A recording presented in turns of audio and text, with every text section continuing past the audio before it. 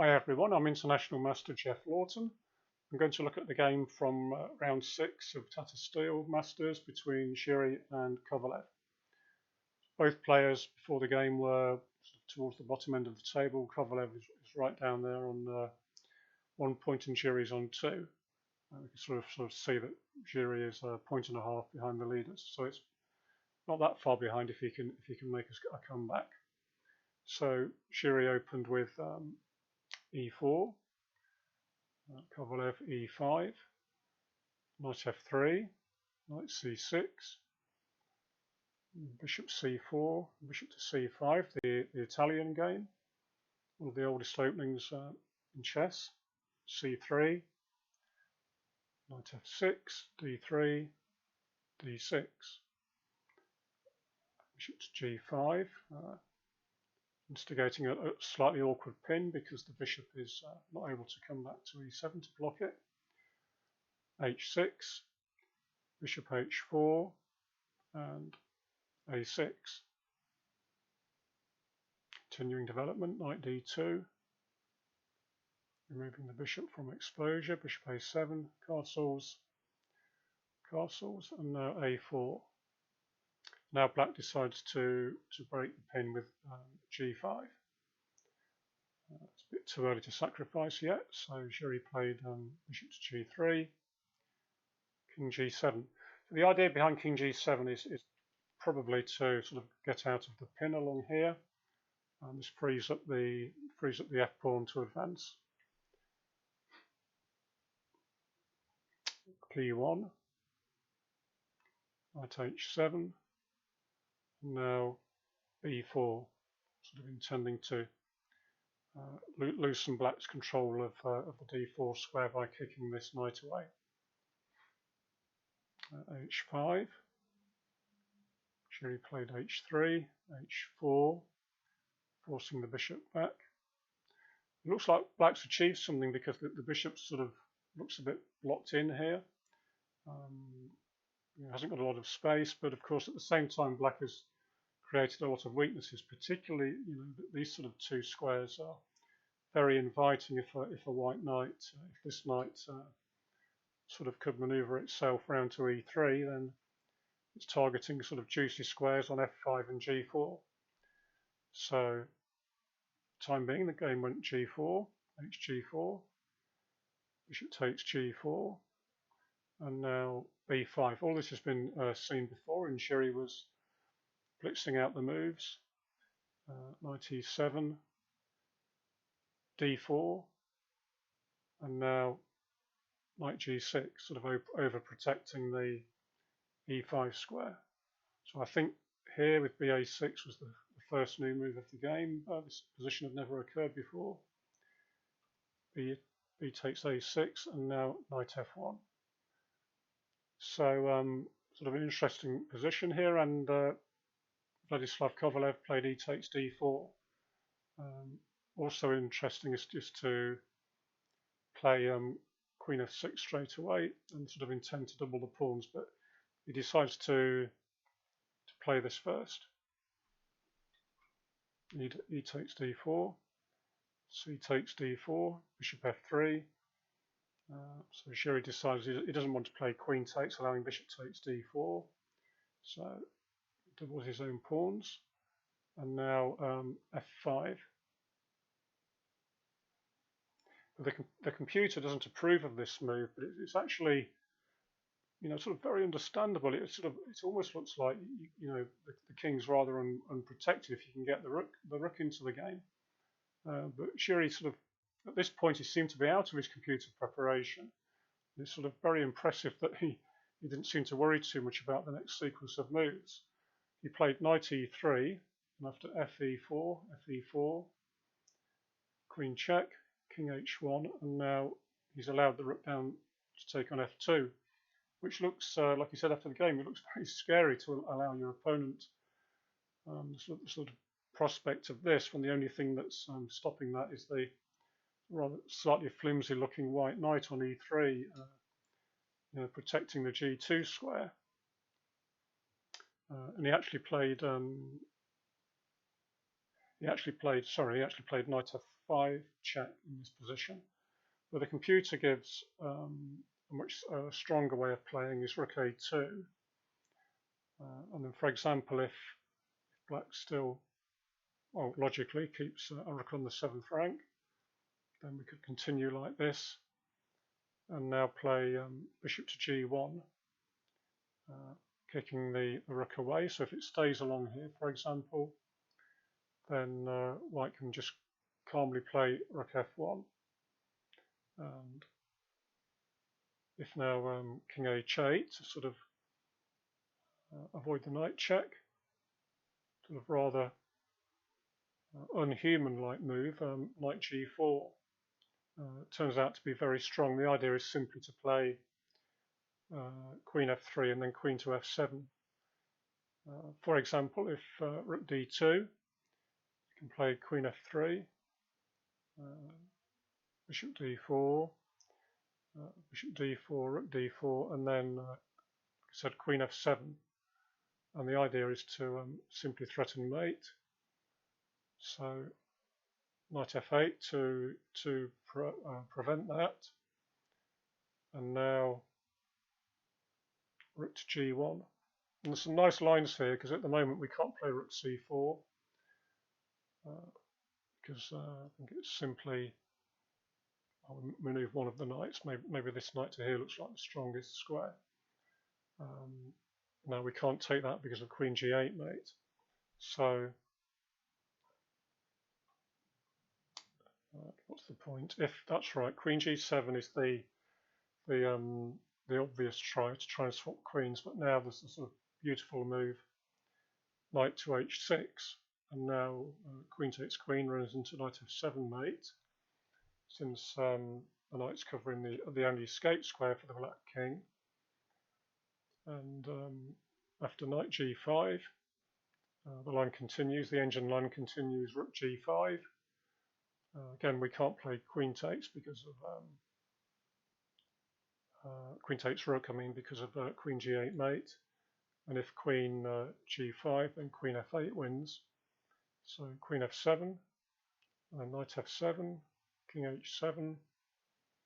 And now, actually, black looks like he might harbour some hopes here because he's sort of going to win either this pawn or this pawn, but the line can go on with bishop a6, sort of intending to keep the outside a pawn, which black needs to take really. He's not able to take this one because of bishop d3 anyway. But if rook takes a4, runs into the, well, I thought very beautiful move, bishop c8. And now it turns out that the king is caught because there's just a sort of unstoppable idea of bishop to f5. There's nothing black can do. He can give a few checks, but then white just runs away. I know this is a crazily long line, but I should maybe actually slowly move the white king over to the queen side. Crazy long line, but it gives an idea of that white can escape, even though it looks extremely dangerous to try and play moves like this. But instead of that, Giri played knight f5 and king h8, and then rook g1. Now, if black was to play queen f6, then it runs into queen g4. For example, then if well, one problem is you can't easily move the knight because then knight e7, queen e7, and now there's a nice mate in 2. Black's caught on the back rank here. Again, h7 is blocked by the knight on h7.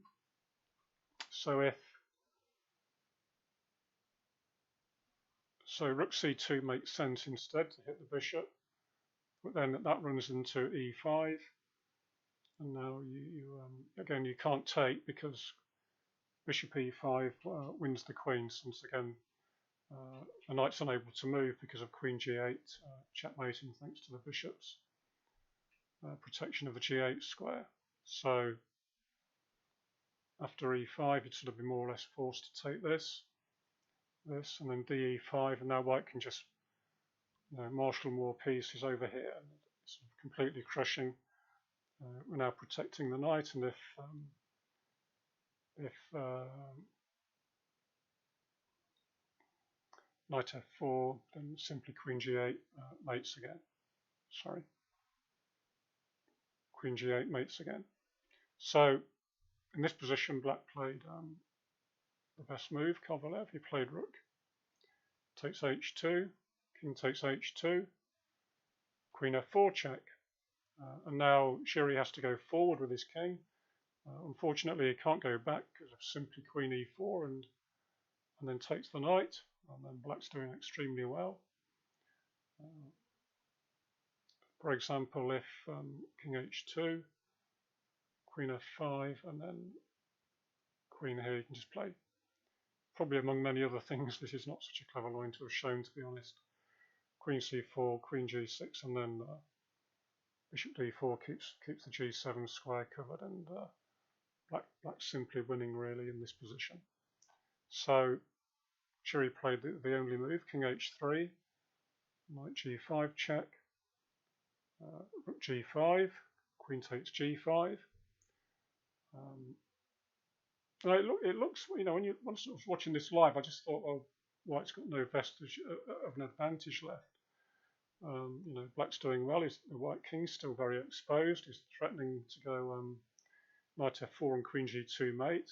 But sort of Giri shows that remarkably, this is still a lot of play and very dangerous for black. As it seems he's playing against this bishop, which turns out to be out of play in the ending which arises. So it's knight f4 check, king h2.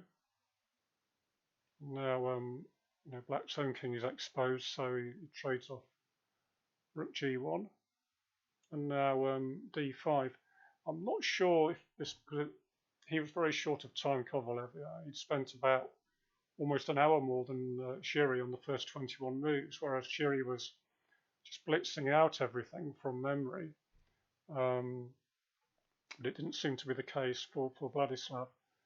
But an interesting try here is instead to go rook b8. Although white still retains some initiative after this sequence, rook b2 check, and then king g1. Black's idea is to try and get opposite coloured bishops. And now king f1, knight g3 check, king e1, and there's still a threat of rook h4, checkmate. So knight f5 is more or less forced, ef5. And now, initially when I was looking at this, I couldn't believe that this could still be good for white. Usually opposite bishops are a complete draw, but it's not that clear. And after, because this pawn is very strong, and it seems that black can hang on with the move d5, bishop d5, and then go rook here, which may be, I'm not really totally sure without a really deep analysis, but it may be a better chance than what occurred in the game. After d5, Giri played bishop takes d5, knight d5, ed5, and now Kovalev played rook e8. It's difficult to be critical, but just from a chess point of view, so to speak, it's interesting. Rook g8, to try and look at these endgames after, if he tried rook g8, to look at the endgames that would occur here and whether or not white can win. And it's not so clear that this position isn't just a draw because of, thanks to this outside pawn distracting white.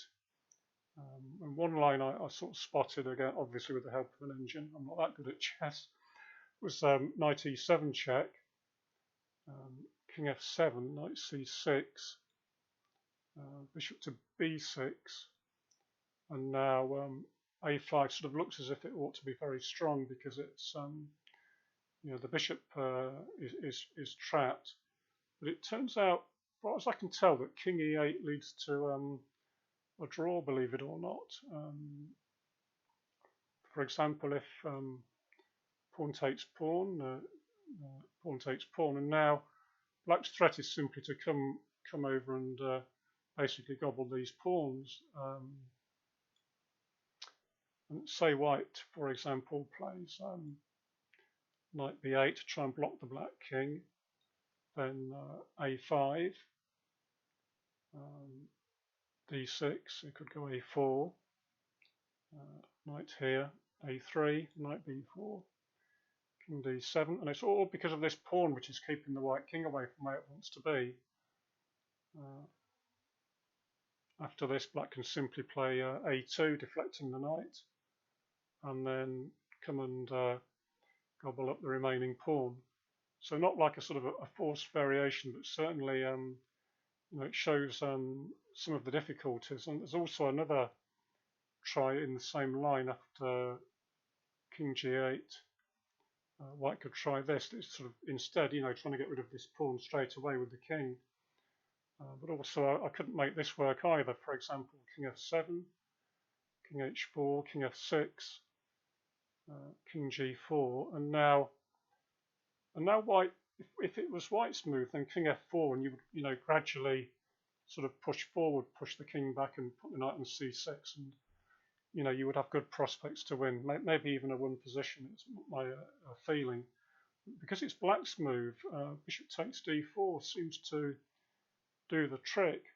After knight d4, king e5. As far as I can work out, there's no way to stop the king coming to take the remaining pawns.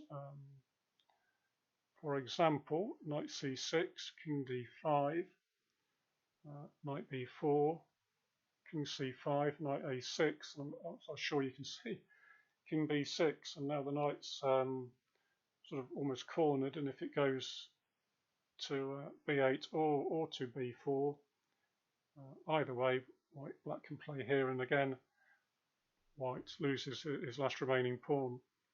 So perhaps rook g8 makes sense. At least it means that it's not so easy for white to exchange the rooks and win the game. So instead of that, where are we? Played ed5. Kovalev played rook e8. Sorry, just trying to get my bearings. And now king h3. Again, continued bishop to b6. Now king h4. It's a bit surprising, but white's, the extra double pawn is a bit awkward, and also the black king is rather trapped. And probably the main reason that this turns out to still hold very good chances for white is that this bishop is just simply not really taking part in the game. I mean, if it was over here on f6 or something, that's more than likely just fine. But in this case, the saying that one bad piece ruins your position in a chess position turns out to be true. So he played the move rook d8, and now Giri played the very clever rook g5. So at the moment, rook d5 loses his rook to check, and then knight e7 forking. So instead of that, he played king h7, and each played rook h5, king g6, and now he managed to remaneuver his knight. It reminds me of a bit of Tigran and Petrosian. Giri's moves at this point, he sort of gets them onto good squares. Like f5's been a fantastic square all game, but for the knight. But now he's switching it over to c6, where it makes sure this bishop is locked out of play. So king f6, knight c6, rook e8, and now rook e5. And now I'm sure we can all imagine now that rook e5 would be hopeless compared to the other lines where black was only just drawing, and that's when there were double pawns. But here there's going to be no easy way to give up the bishop for a pawn, or two pawns rather, and then let the king do its work to pick up the remaining ones. So Vladislav played king h8, king g4, and now a5 is threatened, capturing the bishop. a5, rook f5 check, king g6, knight e5 check, king g7, rook g5 check,